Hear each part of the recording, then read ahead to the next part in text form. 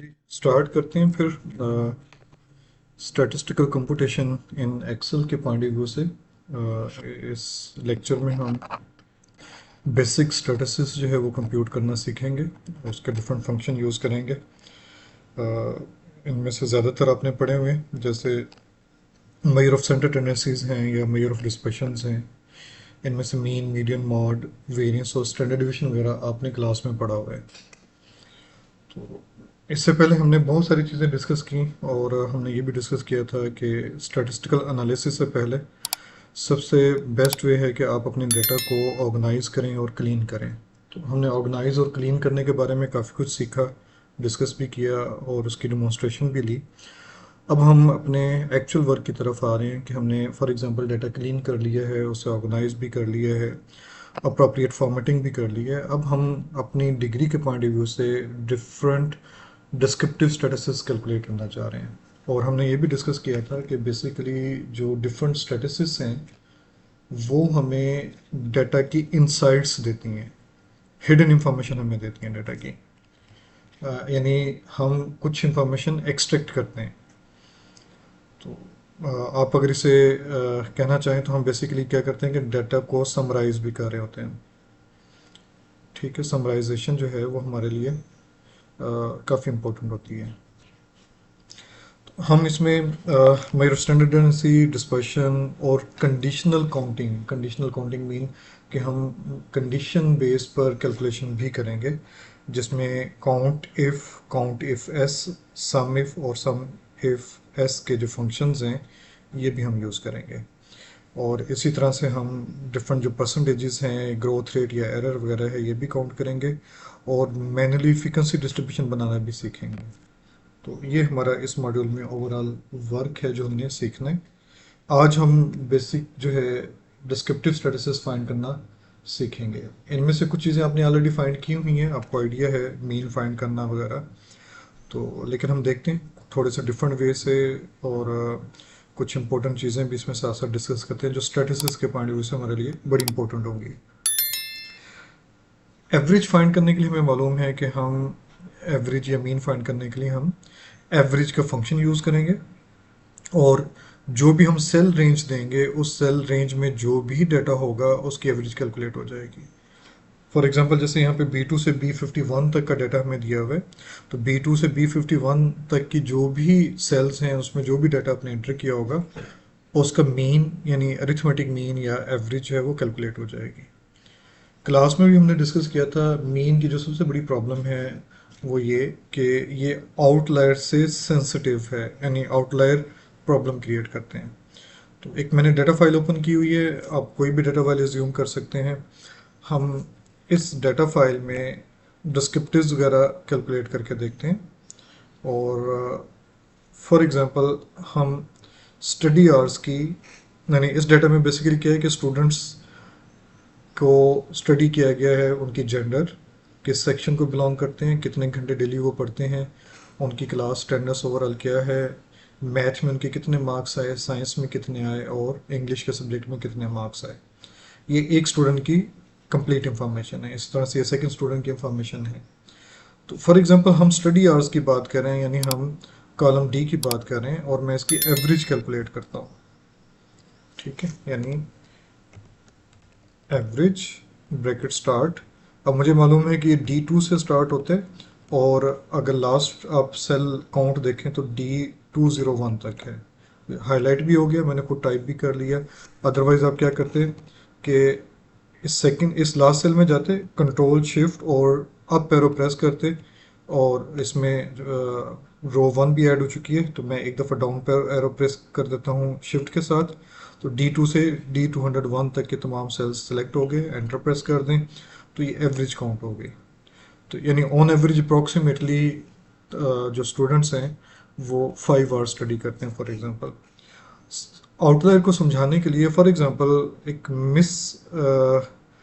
एक इनकरेक्ट जो है वो डाटा एंट्री हो गई है। फॉर एग्जांपल मुझे यहाँ पर 3.6 लिखना था और मैंने 36 लिख दिया।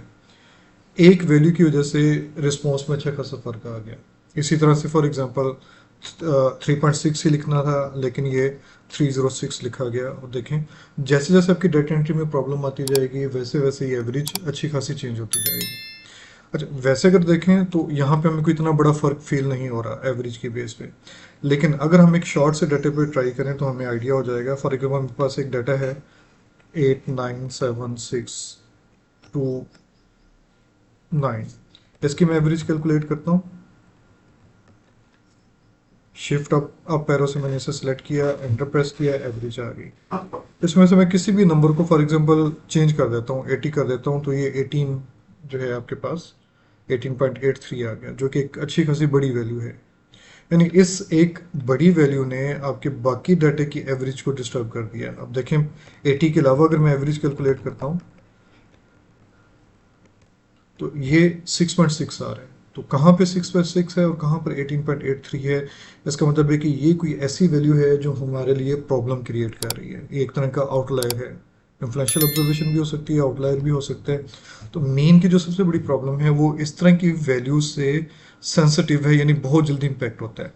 अच्छा, ये ज़रूरी नहीं है कि लार्ज वैल्यू हो, स्मॉल वैल्यू भी हो सकती है। फॉर एग्जाम्पल मैं 0.008 कर देता हूँ तो देखें ये मीन काफ़ी डाउन हो गया। तो ये भी एक हमारे लिए प्रॉब्लमेटिक हो सकता है कि स्मॉलर वैल्यू या वेरी लार्जर वैल्यू ये इम्पेक्ट कर सकती हैं। ठीक है। इसका अल्टरनेट है कि हम मीडियन कैलकुलेट कर लें। मीडियन क्या था कि ये आपके डाटा की central middle most value find करता है डाटा को सॉर्ट करने के बाद। यानी हमने ये डिस्कस किया था क्लास में भी कि सबसे पहले हम डाटा को असेंडिंग या डिसेंडिंग ऑर्डर में सॉर्ट करेंगे, और फिर उसकी जो मिडल वैल्यू है, यानी अगर ऑड नंबर ऑफ ऑब्जर्वेशन है तो सिंगल मिडल मोस्ट वैल्यू, और अगर इवन ऑब्जर्वेशन है तो फिर टू मिडल मोस्ट वैल्यू की एवरेज।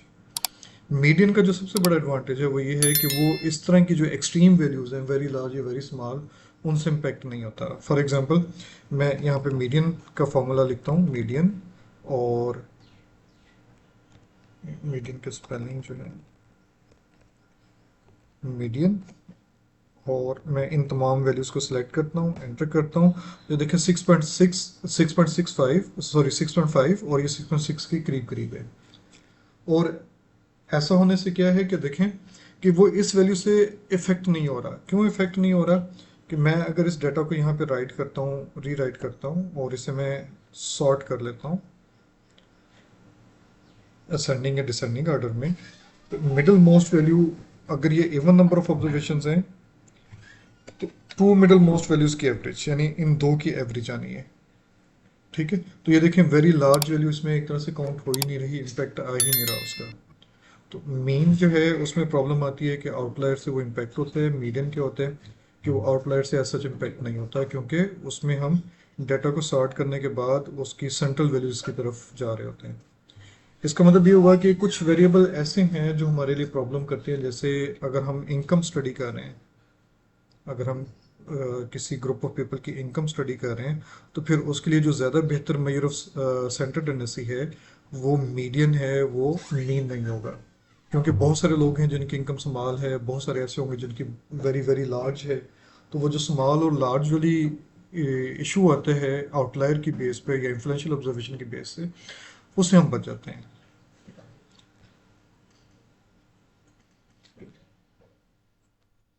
जी।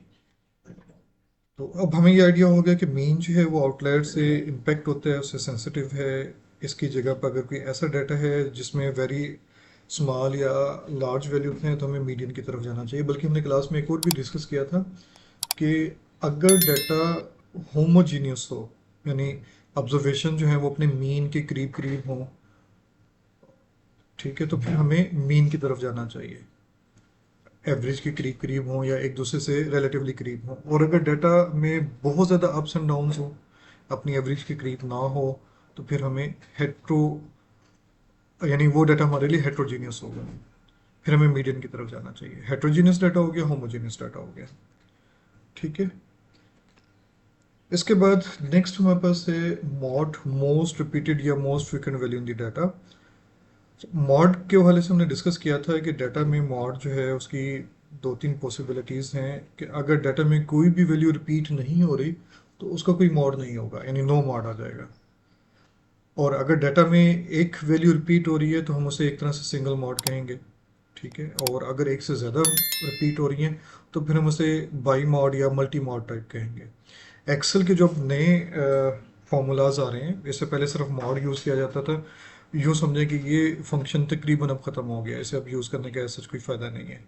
इसकी निस्बत mod dot S N G L, यानी सिंगल मॉड अगर आपने फाइंड करने हैं तो फिर आप ये कमांड यूज़ करेंगे, अगर मल्टीपल मॉड्स आपने फाइंड करने हैं तो फिर आप रेंज यूज़ करेंगे। इसे भी हम यहाँ पे ट्राई भी कर लेते हैं, इसी आवर्स के लिए कर लेते हैं। यहाँ पे हमने इसका मीन फाइंड किया था और हमने इसका मीडियन भी देख लेते हैं साथ साथ। मीडियन D2 से D201, ये इसका मीडियन आ गया। और अब हम मॉड भी देख लेते हैं, एक सिंपल वे से पहले मॉड देख लेते हैं। मॉड की कमांड जो है हमारे पास एग्जिस्ट करती है अभी, D2 से D201, ये मोस्ट रिपीटेड वैल्यू आ गई 5 आवर्स वाली, ठीक है। मॉड का दूसरा वर्जन जो अभी हम देख रहे हैं, मॉड डॉट एस एन, देखिए मैंने यहाँ पे इक्वल नहीं पुट किया था तो उसने से स्टडी नहीं किया, equal to mod dot S N G L, तो D2:D201, ये वही आंसर है जो भी हम देख कर रहे हैं, mod dot M U L T. और यहाँ पर हम D2:D201, अब यहाँ पे हमें एंटर प्रेस करना है। अब देखें कि उसने आपको कितने मॉड फाइंड कर दिए हैं, कि ये 4 मॉड हैं इसके, ये सारी observations equal number of time पे रिपीट होती हैं। तो मल्टी मॉड भी हम बड़ी आसानी से यहाँ पे कैलकुलेट कर सकते हैं।